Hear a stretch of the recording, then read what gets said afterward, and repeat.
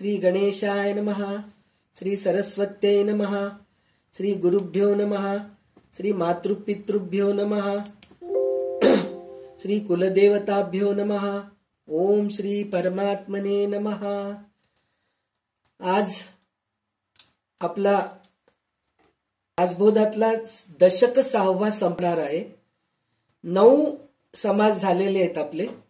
आज 10वा समास आहे, अनिर्वाच्य निरूपण म्हणून।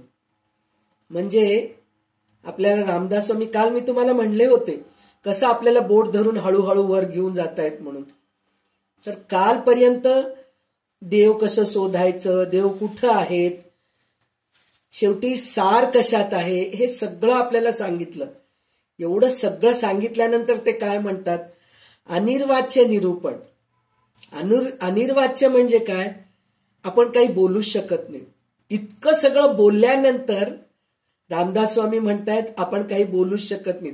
अनिर्वाच्य म्हणजे वाच्या बोलू शकत नाही असं देवाचे काय म्हणतात स्थान आहे, देवाचं वर्णन आहे असं म्हणून म्हणतात। आणि आतापर्यंतच्या दशकामधलं समासामधलं 60 ओवी असलेलं हेच समास आहे। तर म्हणजे बोलू शकत नाही, शब्दच नाहीयेत असं म्हणून म्हणतो आपण।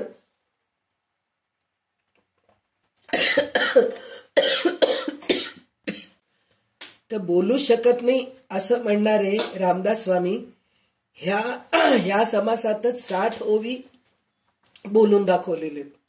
म्हणजे शब्द जितकं महत्वाचं आहे तितकंच शब्दातीत होणं सुद्धा तितकंच भाव निर्माण, म्हणजे भाव निर्माण झालं की शब्दातीत होऊन जातो। म्हणजे शब्द आपल्याला बोलताच येत नाही। आनंद झाला आपल्याला कोणाच्या तरी बाबतीत, तर आपण आनंद व्यक्त कसं करतो, तर डोळ्यातून अश्रू वाहत असतात, आपल्या बोलता येत नाही असं होऊन जात। म्हणून त्याला अनिर्वाच्य म्हणून म्हणतात।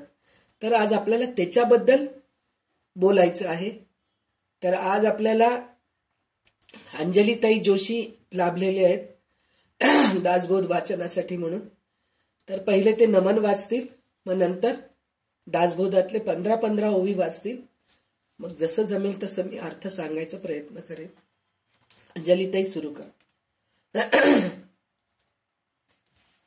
जय जय रघुवीर समर्थ श्री ग्रंथराज दासबोध नमन।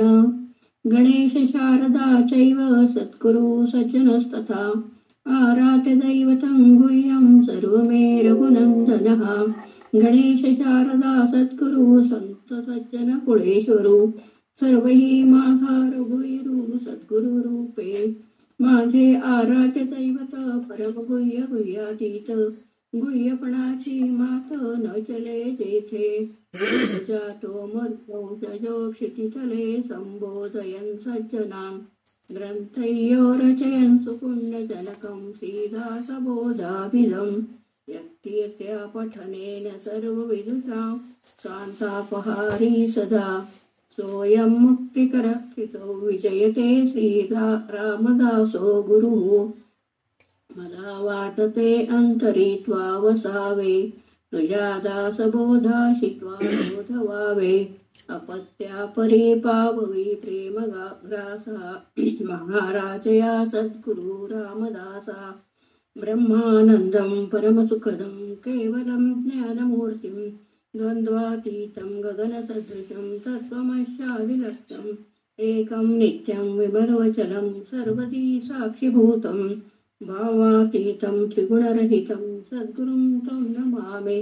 गुरुर्ब्रह्मा गुरुर्विष्णु गुरुर्देवो महेश्वरः गुरु साक्षात् परब्रह्म तस्मै श्री गुरुवे नमः। अनेन प्रियतां देवो भगवान् जानकीपतिः श्रीरामचन्द्र पूर्वेष्वास्माकं कुलदैवतं श्रोता वक्ता श्रीराम समर्थ। जय जय रघुवीर समर्थ। सुखा सारिके पूर्ण वैराग्य जाचे वसिष्ठा परिज्ञान योगेश्वराचे। वाल्मिका सारिखा मान्यायसा नमस्कार माझा श्री सद्गुरु रामदासा।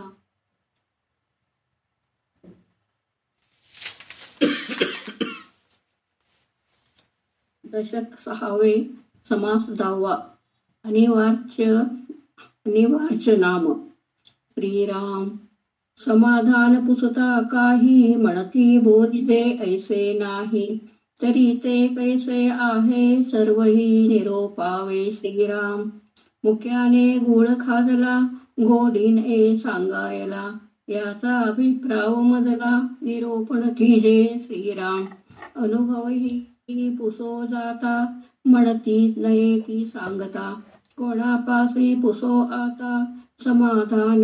श्रीराम जे ते अगम्य सांगती नये माझी या प्रचिती.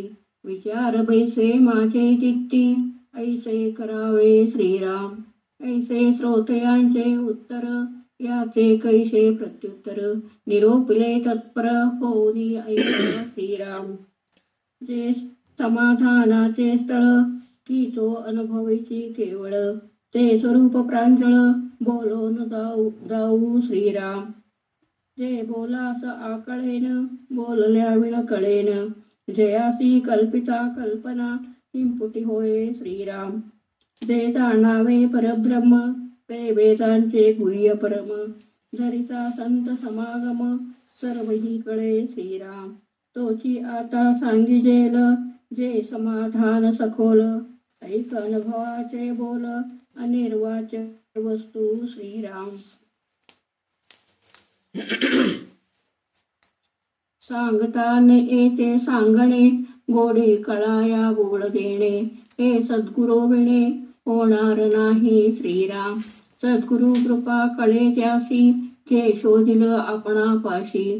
पुढे कळे अनुभवाशी आपोआप वस्तू. श्रीराम जड करून या बुद्धी आधी घ्यावे आपशुद्धी. तेने लागे समाधी अकस्मात. श्रीराम आपले मूळ बरे शोधिता आपली तो मायिका वार्ता. पुढे वस्तुची तत्वता समाधान. श्रीराम आत्मा आहे सर्वसाक्षी हे बोलते पूर्व पक्षी. जो कोणी सिद्धांत लक्षी तोची सिद्ध. श्रीराम सिद्धांत वस्तू लक्षू जाता सर्व साक्षिणीचे अवस्था.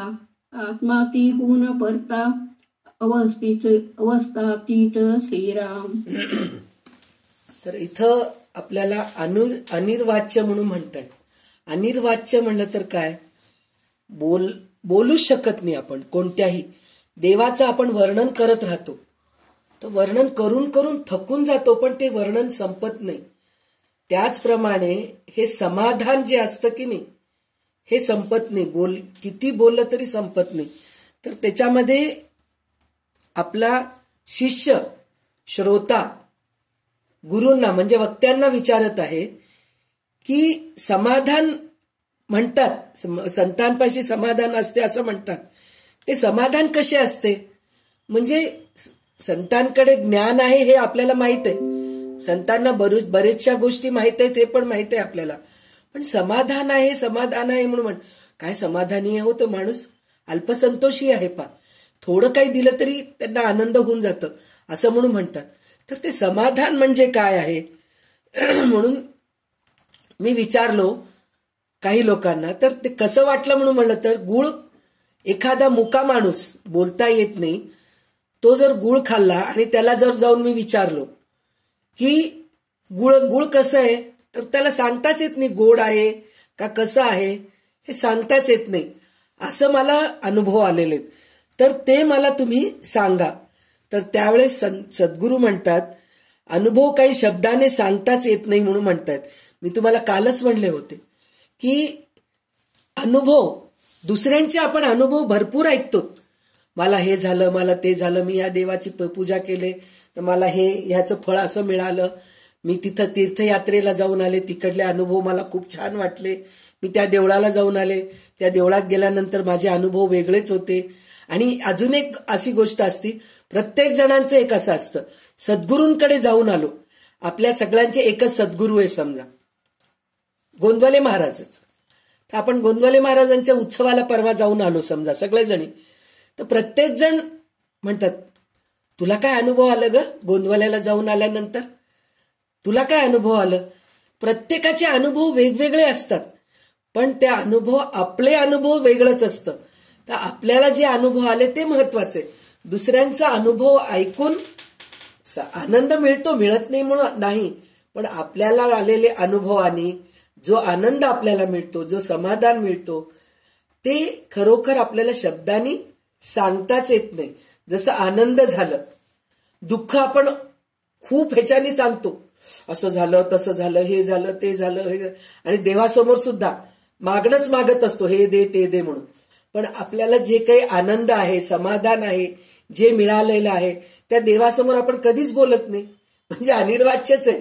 आनंद, समाधान हे आपण बोलू शकत नाही, सांगताच येत नाही आपल्याला. तसं आहे. पण हे 15 ओवीमध्ये, इकडल्या ह्या 15 ओवींमध्ये हेच सांगत आहेत. म्हणजे 10 ओवीमध्ये तर कमीत कमी 7-8 ओवी तरी शिष्य सद्गुरूंना विचारत आहेत की हे समाधान म्हणजे काय, अनुभव म्हणजे काय, असं म्हणून विचारत आहेत. तर त्यावेळेस सद्गुरू जे मार्गदर्शन करतात ते असे, प्रथम मी कोण आहे याचा शोध घेता घेता स्वस्वरूप साक्षात्कार होतो, खोटा मी नाहीसा होतो, नाहीसा होऊन समाधानी होतो. म्हणजे काल आपण जे बोललो होतो की नाही, ज्या संसाराला आपण आपलं समजतो, ज्या नातेवाईकांना आपण आपलं समजतो, ते काही वय झाल्यानंतर, काही आपल्याला अनुभव आल्यानंतर, काही अनुभव एक्सपिरियन्स आल्यानंतर आपल्याला कळतं की हे सगळं खोटं आहे.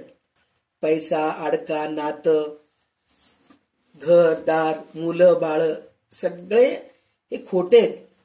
आपल्यामध्ये जी शक्ती आहे, आपल्याजवळ जे ज्ञान आहे, आपल्याजवळ जेव्हा पैसा आहे, ह्यावेळेस सगळे आपल्याला जवळ असतात, सगळे आपल्या जवळ येतात, सगळे छान राहतात.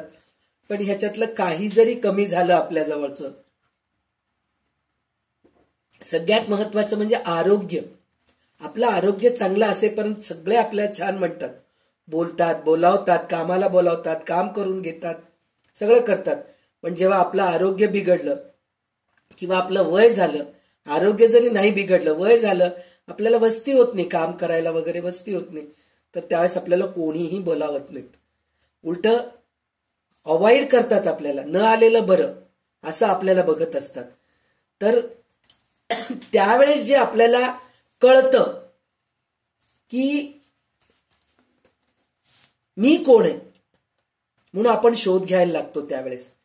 म्हणजे मी खरोखर मुलाची आई आहे का, एका माणसाची मी पत्नी आहे का, एका भाच्याची मी मामी आहे का, आत्या आहे का, किंवा एका पुतण्याची मी काकू आहे का, हे सगळं मावशी आहे का, हे सगळं आपण त्यावेळेस विचार करत राहतो. खरं मी त्याची मावशी होते का, म्हणून तो माझ्याजवळ इतकं चांगलं राहत होता का, पण आता तीच मावशी कामाला नाही येते म्हणून तो मला बोलावत नाही, असं होऊन जातं. म्हणजे तर त्याच्यासाठी म्हणून मी कोण आहे, तर मी माझीच आहे, मी कोणाचीच नाहीये, मी माझीच आहे. आणि हे मी माझीच आहे म्हणल्यानंतर मी देवाची आहे ही भावना निर्माण होते. ही भावना निर्माण झाल्यानंतर आपण काय करतो, मग देवाची आहे, देव आणि मी एक आहोत, ह्याच्यासाठी मग आपण साधना उपासना करायला सुरू करतो. मग केल्यानंतर काय होतं, प्रथम मी कोण आहे याचा शोध घेता घेता स्वस्वरूप साक्षात्कार होतो. म्हणजे मी कोण आहे हे आपल्याला कळायला लागतं. खोटा मी नाहीसा होतो. खोटा मी नाहीसा होतो म्हणलं तर मी मामी आहे बरं का, मला खूप मान देतो तो, मी आत्या आहे त्याची, मला विचारल्याशिवाय एक काम करत नाही, हे मी जे होते ना ते नाहीशी होते. मी आत्या, मामी, काकू, मावशी, आई, बायको हे सगळं मी नाहीशी होऊन जाते. मग काय होतं, हे नाहीशी झाल्यानंतर समाधान लागते, आपल्याला समाधी लागते. म्हणजे आपण देवाकडे जायला सुरू होतो आणि मी ब्रह्म आहे हा अनुभव येतो. सर्व साक्षीत्वाची ही अवस्था जाऊन जिकडे तिकडे ब्रह्म अशी स्थिती येते, तेथे पूर्ण समाधान होते. म्हणजे ही स्थिती यायला अजूनही आपण त्या स्थितीत नाहीये, पण ती स्थिती आपल्याला हळूहळू यायला लागते. केव्हा यायला लागते, आपण मी कोण आहे हे आपण आपलं शोधावं लागतं.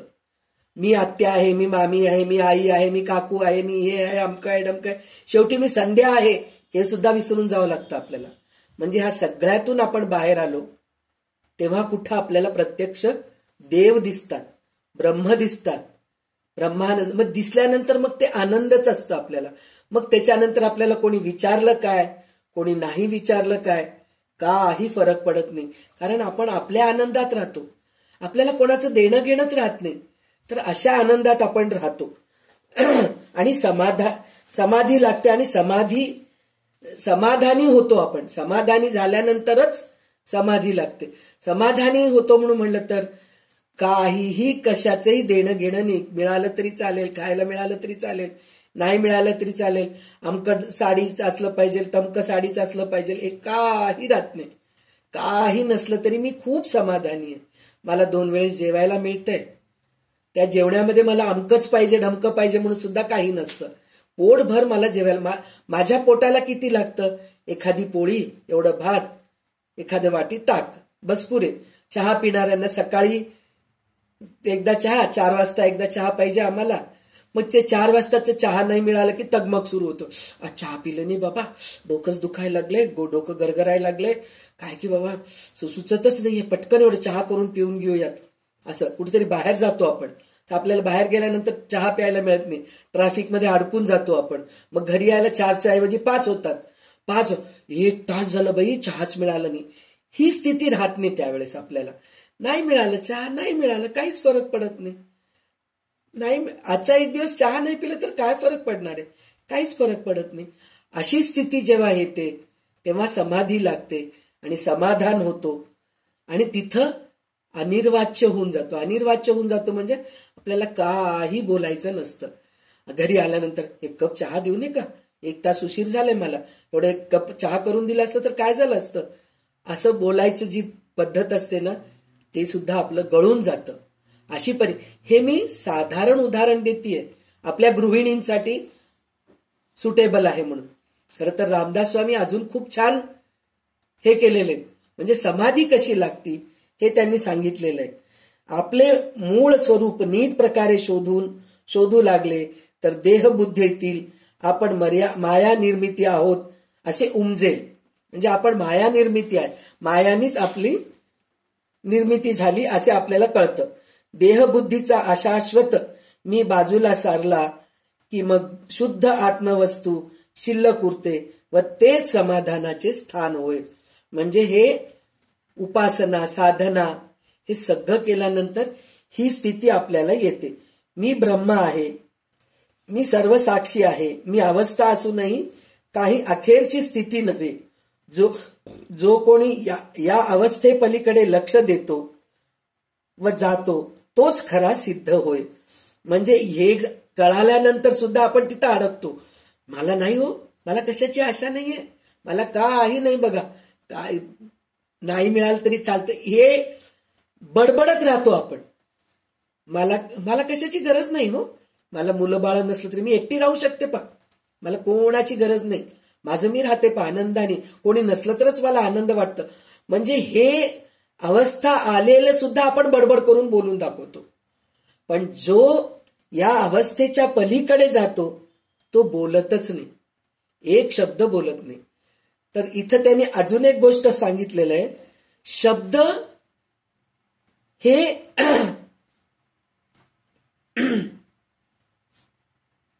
भाषा म्हणलं तर भावना कळते आपल्याला, आणि शब्दांनी त्याच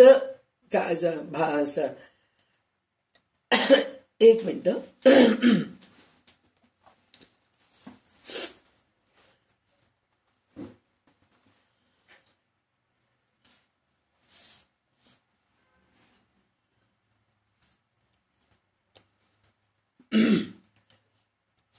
शेवटच्या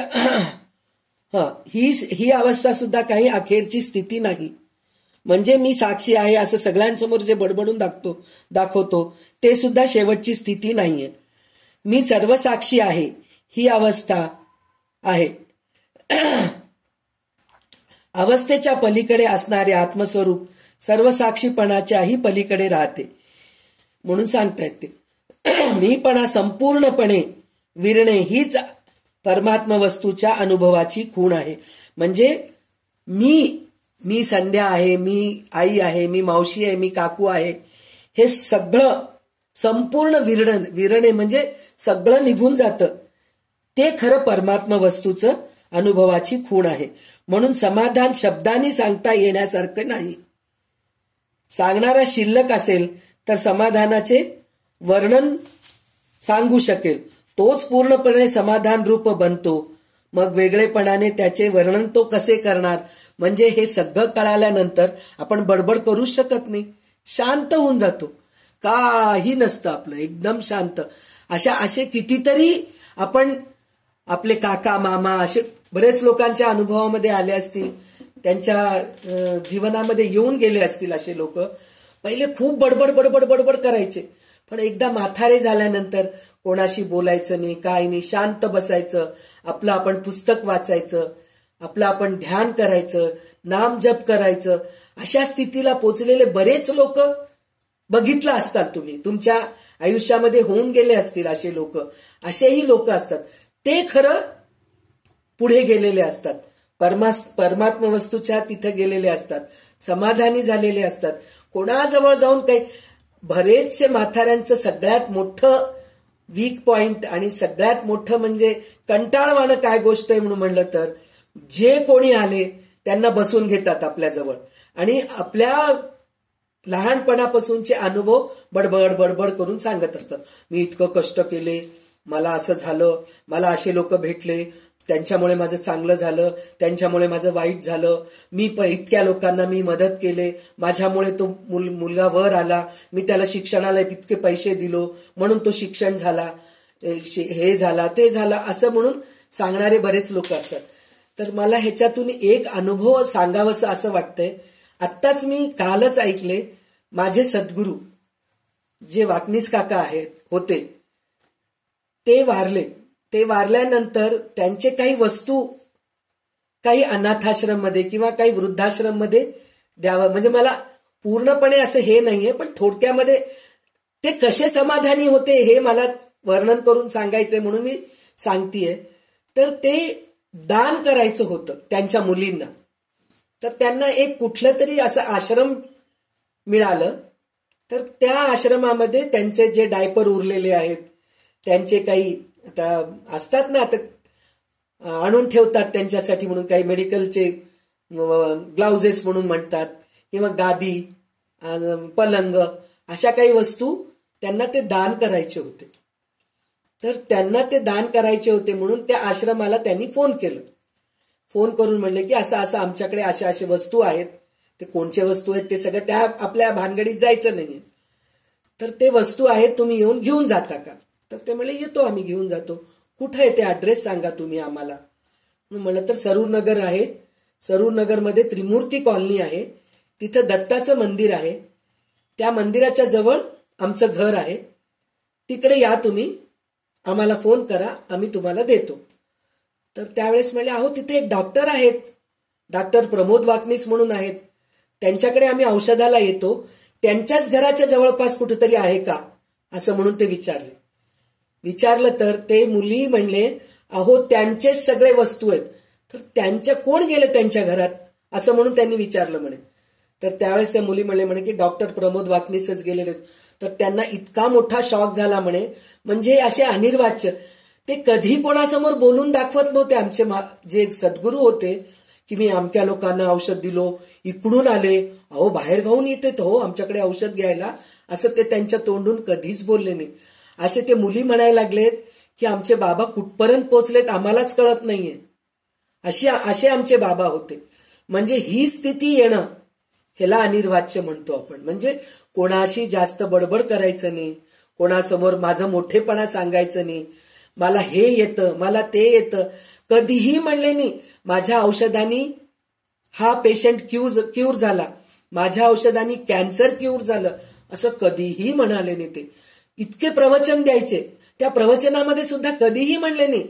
आपण आता असं म्हणतो ना, मी ऑनलाईन क्लासेस घेऊ लागले हो, कोणाला तरी जॉईन व्हायचं तर सांगा, त्यांना तुम्ही माझं लिंक पाठवा, जॉईन व्हायचं तर होत असतील. त्यांचं तसं कधीच नव्हतं. दर रविवारी कुठल्या तरी एका विषयावर ते प्रवचन द्यायचे. कॉलनीतले 10-15 लोक येऊन बसायचे, ऐकायचे. तर आता रविवारच आहे, तर कुठेतरी जायचं असतं, बाहेर फिरायला जायचं असतं, एखाद्या वेळेस 1-2 जणच राहायचे, पण ते स्वतः कधी कंटाळा केले नाहीत. मी संध्याकाळी 6 वाजता प्रवचन देतोय तर 6 ते 7:30 मी प्रवचन देणार. 7:30च्या नंतर दत्ताची आरती करायचं, त्रिपदी म्हणायचं, मग घरी जायचं. असं त्यांचं दर रविवारचं हे राहील. आम्ही कधी भेटायला गेलो किंवा कोणी पाहुणे जरी आले, माझं प्रवचनाचं वेळ झालेलं आहे, 6 वाजलेत, मी जातोय, प्रवचन करायला जातोय. म्हणजे एवढं त्यांच्यामध्ये हे होतं. कधीही स्वतःचं मोठेपणा सांगितले नाहीत. म्हणजे त्यांचं मीपणा जे होतं ना ते पूर्ण विरलं होतं. ती स्थिती यायला पाहिजे, तेव्हा आपण अनिर्वाच्य होतो असं म्हणून सांगतायत. तर आता पुढचे 15 ओवी वाचा. पदार्थ ज्ञान जेव्हा सरे, द्रष्टा द्रष्टेपणे नुरे, ते समयी पुंज उतरे, मीपणाचा श्रीराम. जेथे मुराले मीपण, तेचे अनुभवाचे खूण, अनिर्वाच्य समाधान, या कारणे बोलजे श्रीराम. अत्यंत विचाराचे बोल, तरी ते माईक फोल, शब्द सवय सखोल, अर्थचे अवघा श्रीराम.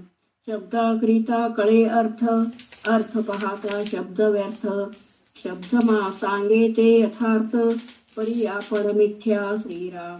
शब्दाकरिता वस्तू भासे, वस्तू पाहता शब्द नासे, शब्द फोल अर्थ असे घनवटपणे श्रीराम.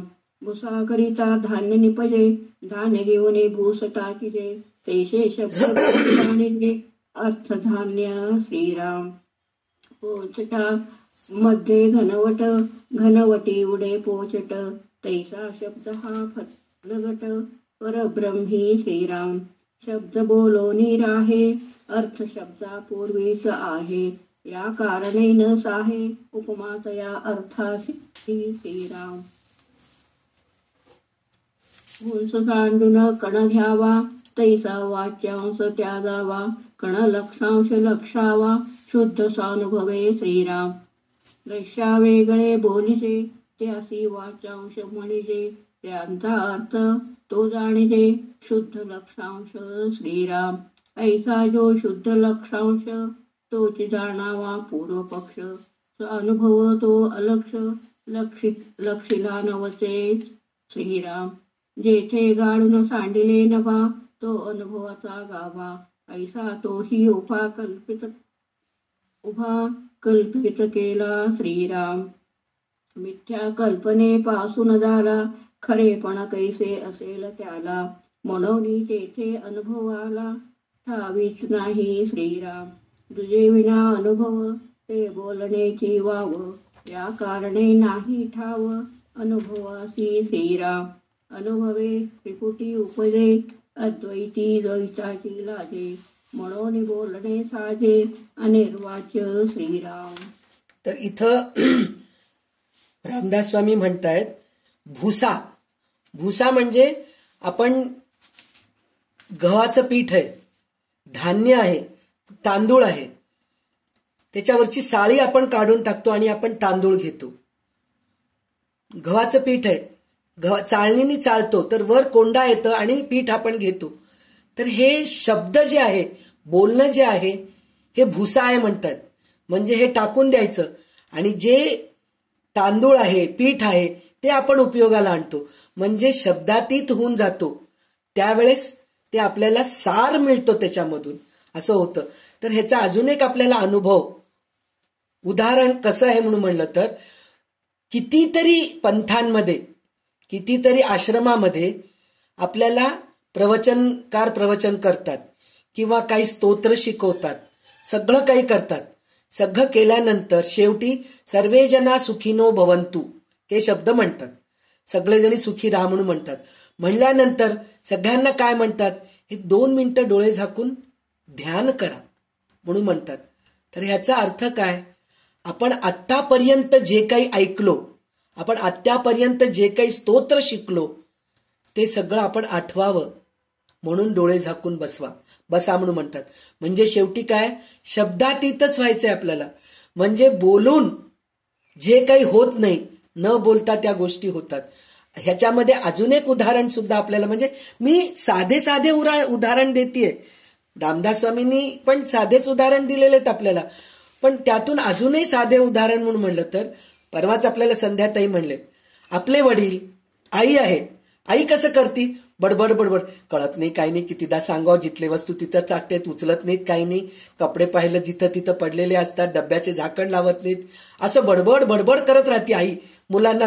पण मुलं कसं कपड्याचे झूळ झटकल्यासारखं आई बोललेलं झटकून देतात. पण वडील फक्त डोळ्यांनी असं करून बघतात रागाने, पटकन मुलं ऐकतात, घाबरून जातात. म्हणजे न बोलता काम झालं की नाही, आई आपली बिचारी बडबड बडबड बडबड बडबड करत आहे, त्या बडबड्याला काही किंमतच नाहीये. त्याचप्रमाणे इथं आपण जितकं आपले अनुभव बडबड बडबड करून सांगतो, बोलतो, तर त्याचा काही उपयोग नाही. न बोलता आपल्याला जे समाधान मिळतं ते खरं आहे. तेव्हा आपल्याला प्रत्यक्ष भगवंताचा साक्षात्कार होतो असं म्हणून म्हणतात. आणि इथं त्याच्यामध्ये त्यांनी काय सांगितलेत, ज्याप्रमाणे भूस टाकून त्यातला धान्याचा कण घेतात त्याचप्रमाणे शब्दांचा वाच्यांश टाकावा, तो भूस आहे. म्हणजे बडबड करणं सोडून द्यायचं, बोलणं सोडून द्यायचं. त्यामध्ये लक्षांश तो कण होय.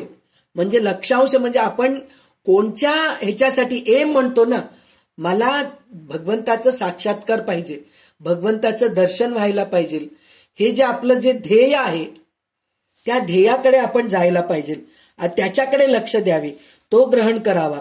शुद्ध आत्मसाक्षात्कारानेच तो संपूर्णपणे ग्रहण होतो म्हणून सांगतायत ते.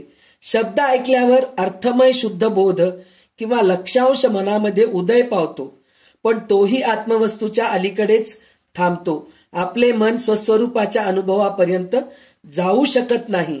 या कारणे संपूर्ण अर्थ ध्यानात येऊन सुद्धा आत्मवस्तू अनुभवास येत नाही.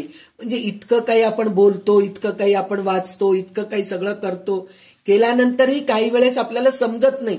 पण सद्गुरूकडे गेल्यानंतर आपल्याला गोष्टी कळतात. एक दोन म्हणजे ते थोडक्यामध्ये सांगतात. आपण इतकं वाचलं तरी आपल्याला कळत नाही, आपण कितीतरी ग्रंथ वाचतो आपल्याला कळत नाही. पण सद्गुरूंकडे गेल्यानंतर एक दोन तीन शब्दच बोलतात ते, त्याच्याने आपल्याला मिळून जातं. आणि ते आपण खरोखर मनन चिंतन करू लागलो तर ते आपल्याला उमजतं, आपल्याला कळतं. मग त्याच्यानंतर आपण समाधानी होतो. नंतर आत्मस्वरूप कमालीचे सूक्ष्म आहे म्हणे. तर कसं आहे आत्मस्वरूप कमालीचे सूक्ष्म, तर म्हणे आकाश आपल्याला छोटं, म्हणजे जे ब्रह्मांडाला बघितलं तर ब्रह्मांडामध्ये आकाश छोटंच आहे म्हणून म्हणतात, म्हणजे असं म्हणतात. खरं तर आकाश छोटं नाहीये, पण त्याला सगळं गाळून घेतलं तरी त्यास आत्मस्वरूपाची सूक्ष्मपणाची कदाचित सर येईल म्हणे. म्हणजे एवढा आहे अनुभव आपल्याला, आकाशापेक्षाही जास्त आपल्याला अनुभव आहे, पण ते आपल्याला सांगता येत नाही. ही स्थिती येते. इतके आपल्याला अनुभव येऊन गेलेले असतात, ते आपल्याला अनुभव सांगताच येत नाही. आकाशा एवढे अनुभव येऊन गेलेले आहेत असं म्हणतात. पण हे सगळे स्वरूप वर्णन म्हणजे माणसाने आपली कल्पना ताणून निर्माण केलेला डोलारा होय. म्हणजे हे अनुभव आले, अनुभव सांगणं हे सुद्धा एक डोलाराच आहे म्हणून म्हणतायत ते. त्याच्यानंतर म्हणतायत की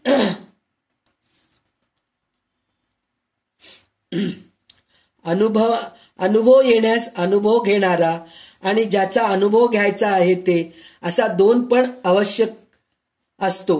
पण आत्मस्वरूपामध्ये अनुभव घेणारा शिल्लकच उरत नाही. म्हणजे जेव्हा अनुभव आला आपल्याला, समाधानी झालो आपण, त्यावेळेस मी उरतच नाही ना, म्हणून तिथं समाधानी पावतो. अनुभव घेणारा शिल्लकच उरत नाही. म्हणजे मी मी मी मी मी म्हणून जे म्हणतो ना ते शिल्लकच उरत नाही. मग सांगतो काय आपण ते, आपण बोलण्याचं काय बोलतो, माझी आई अशी आहे, माझी सासू अशी आहे, माझी मुलगी अशी आहे, माझा मुलगा असा आहे. ते सगळ्यांचं सोडलं तर मी अशी आहे, मी अशी आहे हो, मला हे असं आवडतच नाही, असे कपडे जिथं तिथं पडलेले मला आवडतच नाही, मला मी केलेलं स्वयंपाक आवडतो हो, माझ्या मुलाला मी केलेलंच आवडतं. म्हणजे मी मी मी मी मी माझं हेच असतं ना आपलं बोलणं. कोणाजवळ गेलं तरी हे दोनच गोष्टी असतात आपले, माझी मैत्रीण, माझे वडील, माझी आई, माझा मित्र, माझा नवरा, म्हणजे ह्यांच्याबद्दलच आपण बोलत असतो जास्तीत जास्त. आता आपण एक नवीन काय करतो, आमचा ऑनलाईन क्लास आहे हो, ऑनलाईन क्लासमध्ये असं चालतं हो, हे एक आपल्याला टॉपिक आहे आता. म्हणजे हे माझा ऑनलाईन क्लास आहे, याच्याबद्दल म्हणजे माझं आलंच ना, मी आणि माझं याच्यामध्ये आलेलंच आहे. म्हणजे ह्या सगळ्या गोष्टी निघून जातं. तर मग आपण काय सांगणारच काय तिथं कोणाला, काहीच सांगत नाहीत आपण, काही सांगायलाच जात नाही. शांत समाधानी झालं की समाधी लागते. समाधी लागणं, मेडिटेशन होणं हे म्हणतात ना, हेच तर खरं मेडिटेशन आहे, हेच तर खरं समाधी आहे, हेच तर खरं समाधानी लोक म्हणून म्हणतात. हे असं होतं म्हणून म्हणलेलं आहे. आता ह्याच्या पुढचे ओवी पुन्हा 45 पर्यंत वाचा. दिवस रजनीचे परमित्य करावया मूळ आदित्य. तो आदित्य गेलिया उर्वरित त्यासी काय म्हणावे श्रीराम. शब्द मौन्याचा विचार पावया मूळ ओंकार.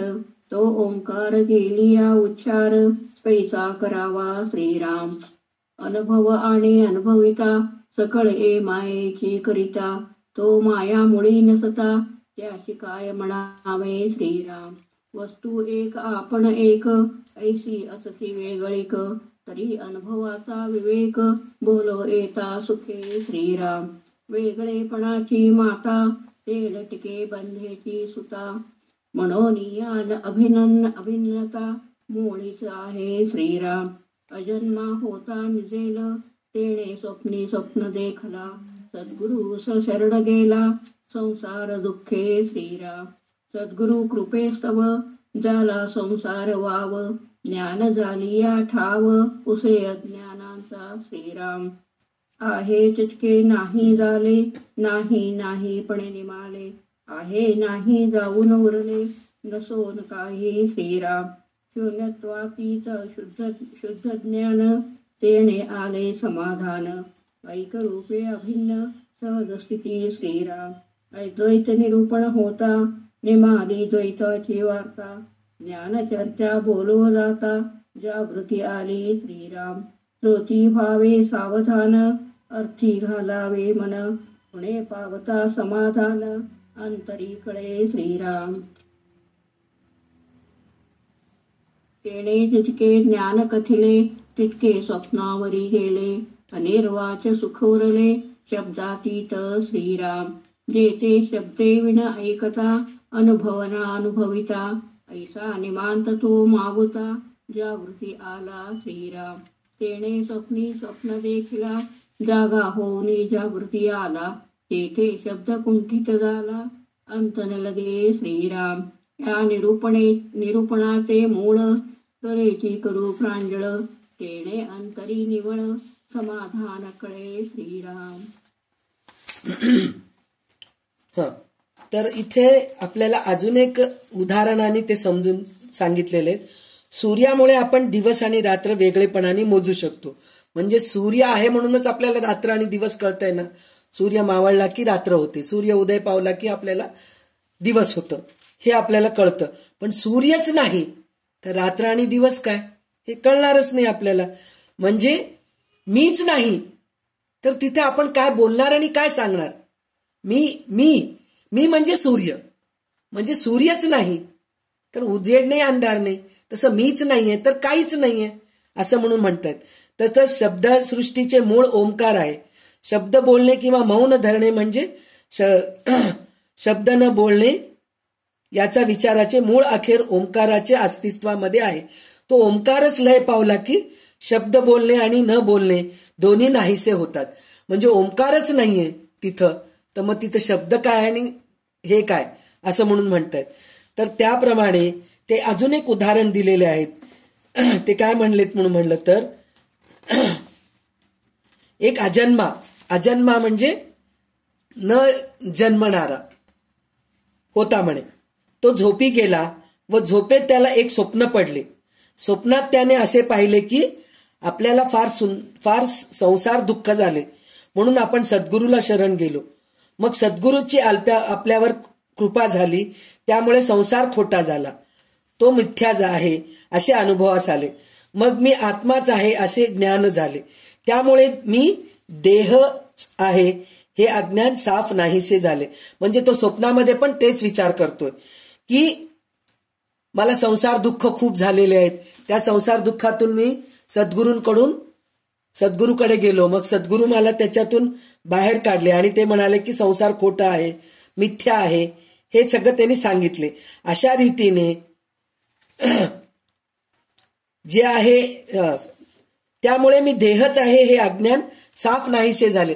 म्हणजे त्या स्वप्नामध्ये त्यांना असं वाटलं की मी देह आहे, म्हणजे मी आहे हे त्यांना कळून, मी नाही म्हणजे माझं देह नाहीये, मी आत्मा रूपी आहे असं त्यांना कळालं म्हणून सांगितले त्यांनी. त्यामुळे संसार खोटा आहे, तो मिथ्या आहे असे अनुभवास आले. मग मी आत्माच आहे असे ज्ञान झाले. त्यामुळे मी देहच आहे हे अज्ञान साफ नाहीसे झाले. जे आहे असे वाटत होते ते सगळे नाही असे झाले. किती कन्फ्युजन आहे हे सगळं. आहे नाही, नाही आहे, आहे नाही, नाही आहे, हे सगळं आपल्याला सांगतात. तर ह्याचं मी परत परत तेच सांगते. मी कोणाची तरी मावशी आहे, मी कोणाची तरी आई आहे, हे सगळं आपण मनामध्ये धरून त्याप्रमाणे आपण वागत राहतो. त्याप्रमाणे आपल्याला सुखदुःख निर्माण होत असतं. कोणीतरी मावशी, 2 बहिणी आहेत आपल्याला, तर एक बहिणीचे मुलं आपल्याला खूप प्रेम करतात, एक बहिणीचे मुलं आपल्याजवळ येत पण नाहीत, विचारत पण नाही. तर न येणाऱ्यांच्या बद्दल आपल्याला दुःख वाटतं, येणाऱ्यांच्या बद्दल आनंद वाटतं.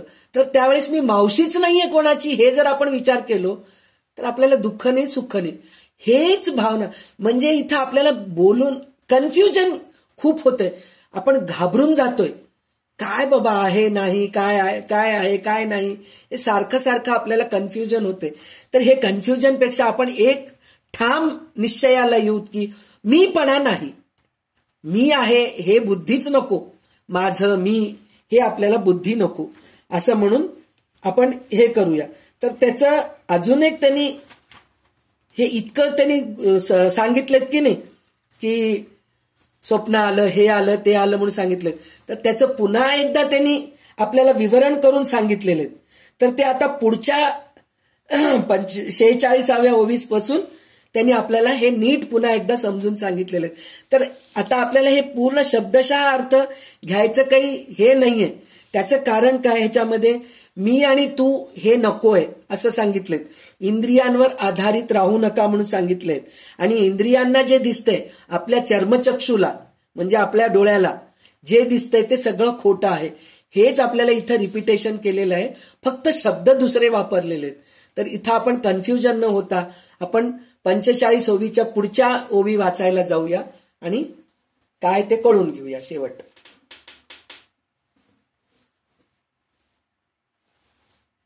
तव शिष्टे विनविले, जी हे आता निरोपिले, ते पाहिजे बोलले, मागुते स्वामी श्रीराम.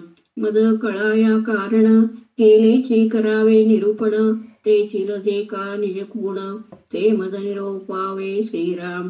अजन्मा ते तो सांग कवण, तेणे देखिला कैसा स्वप्न, जेथे कैसे निरूपण, बोलिले आहे श्रीराम. जाणोनी शिष्यांचा आदर, स्वामी देती प्रत्युत्तर, तेची आता अति तत्पर, श्रुती येथे परिसावे श्रीराम. ऐक शिष्याच्या सावधान, अजन्मात तो तुची जाण, तो देखिला स्वप्नी स्वप्न, तोही आता सांगतो श्रीराम. स्वप्नी स्वप्नाचा विचार, तो तू जाण हा संसार, येथे तुवा सारासार, विचार केला श्रीराम. त्रिहोनी सद्गुरू शरण, काढून शुद्ध निरूपण, याची करशी ऊन कोण, प्रत्यक्ष जाता श्रीराम. याचा ती घेता अनुभव, बोलणे तितके होते वाव, निवांत विश्रांतीचा ठाव, ते तू जाण जागृती श्रीराम. ज्ञान गोष्टीचा गलबला, सरोन अर्थ प्रगटला, याचा विचार पाहता आला, पुन्हा जागृती श्रीराम. तुझ वाटे हे जागृती, मज आली अनुभवा प्राप्ती, या नाव कळे केवळ भ्रांती, फिटलीच नाही श्रीराम. अनुभव अनुभवी विराला, अनुभविण अनुभव आला, ठाई स्वप्नाचीच शेला, नाही सबापा श्रीराम. जागा झालिया स्वप्नामी, स्वप्नी उणे अजन्मा तो मी, जागेपणे स्वप्न उर्मी, गेलीच नाही श्रीराम. स्वप्नी वाटे जागेपण, तैसी अनुभवाची खूण, आली परी ते सत्य, स्वप्न भ्रमरूप श्रीराम. जागृती या पहिलीकडे, ते सांगणे केवी घडे, तेचे धारणाची मोडे, विवेकाची श्रीराम. म्हणून ते समाधान, बोलताची नये ऐसा जाण, निशब्दाची ऐशी खूण, ओळखावी श्रीराम. ऐसे आहे समाधान, बोलतात ने जाण, इतके बाणाली खूण, निशब्दाची श्रीराम.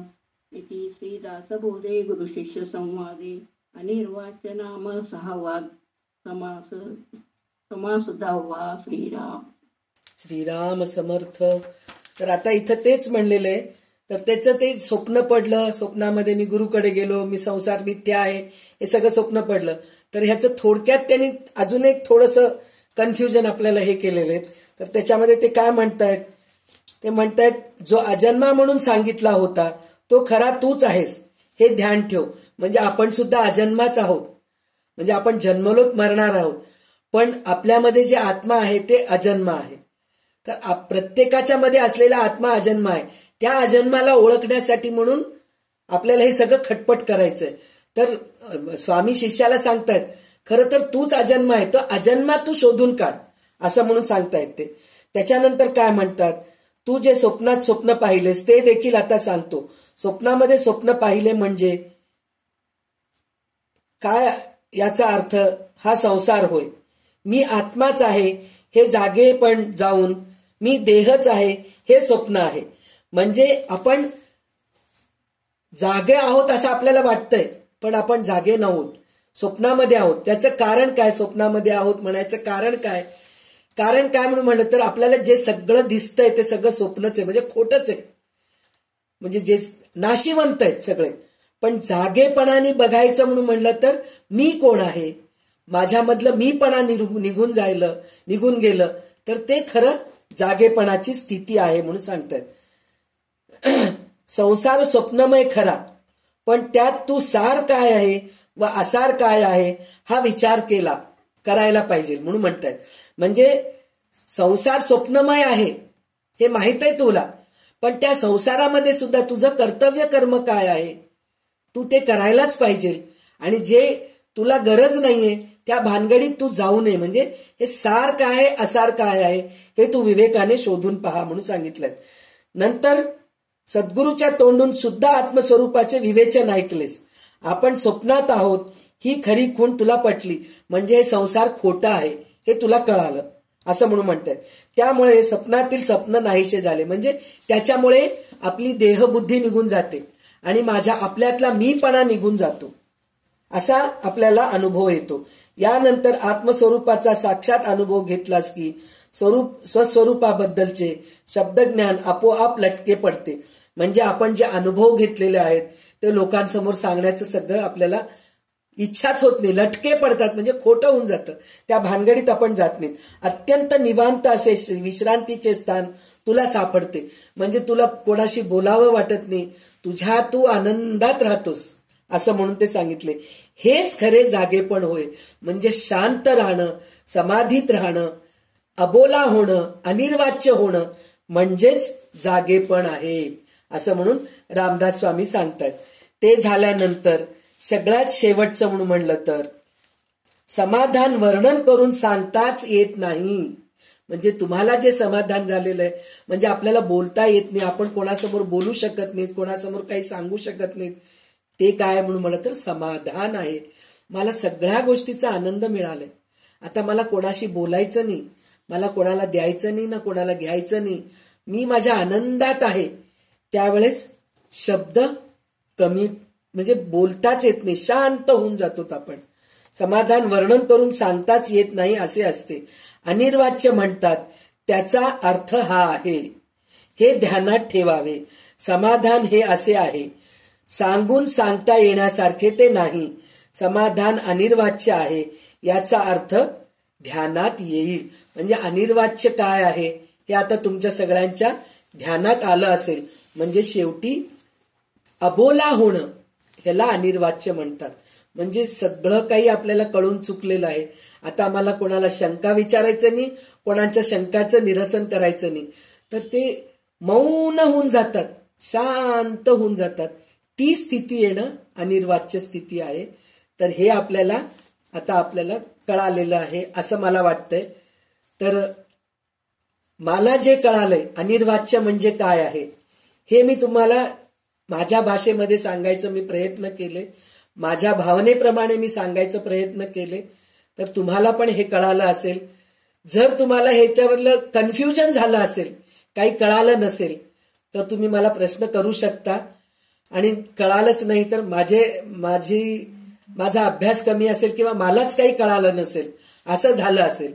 कारण हे खूप गूढ आहे. हे अनिर्वाच्य म्हणून जे हे आहे हे खूप गूढ आहे.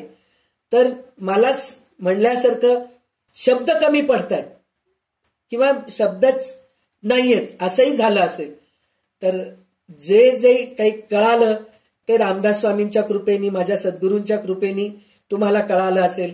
जे काही समजलं नाही, जे काही कमी असेल, जे काही कमी बोलू म्हणजे सांगू शकले असेल, तर ते माझ्या अभ्यासामध्ये कमी असेल असं समजून मी इथं थांबते आणि माझ्या सद्गुरूंना नमस्कार करते आणि रामदास स्वामींना नमस्कार करून शब्दपुष्पांजली त्यांच्या चरणी वाहून आज मी इथंच थांबते. आता कल्याणकरी रामराया अंजलीताई म्हणतील आणि आपण थांबूया. ह्याच्यानंतर आपल्याला भारतीताई काही सांगणार आहेत ते आपण ऐकणार आहोत. तर जय जय रघुवीर समर्थ.